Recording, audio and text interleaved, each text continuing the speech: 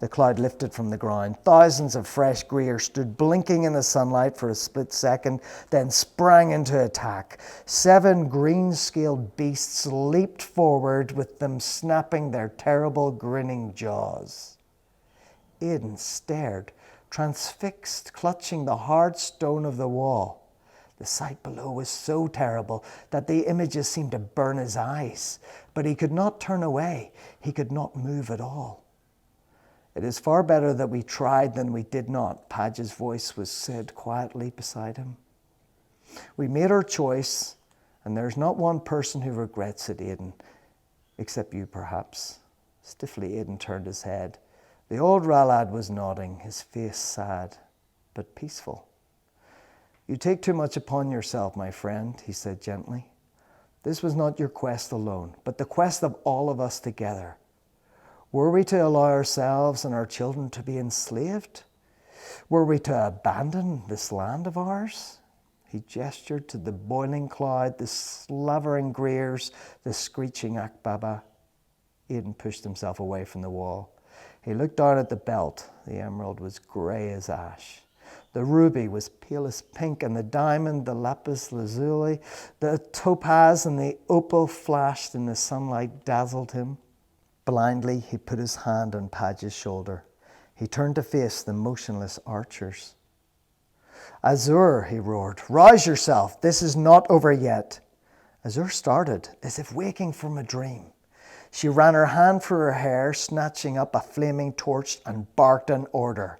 The archers stirred and reached for oil-dipped arrows. "Padge, stay and watch by the bell," Aidan muttered. Briefly, he squeezed the old Ralad's shoulder, and then he turned and ran down from the wall and down to the city gates. The time had come for him to join his troops. He could no longer watch from a lofty height. He would fight with them to the last drop of blood. He drew his sword and plunged out into the stretch and screams of battle. "For the land," he bellowed, and everywhere he heard answering cries as fighters of Dread Mountain, Jalas, Mere Plains, and Dell fought their way to his side, with flaming arrows flying from the city walls. Strength flowed through and between the fighters from the land of dragons. Together they charged forward, meeting their terrible foes head on. Greers and green monsters roared as the enemies that they thought vanquished turned on them with new savagery. Akbaba screeched with rage as the flaming arrows reached their marks. The arrows could not pierce the monstrous birds' scaly hides, but the flames licked at their wings, and the feathers began to smoke. As one, they charged the city, intent on destroying the puny archers who had dared to attack them. Then a thunderous roar split the air, and a glittering dragon swept over the river. Its scales gleamed with every colour of the rainbow. Its vast wings blocked the sun.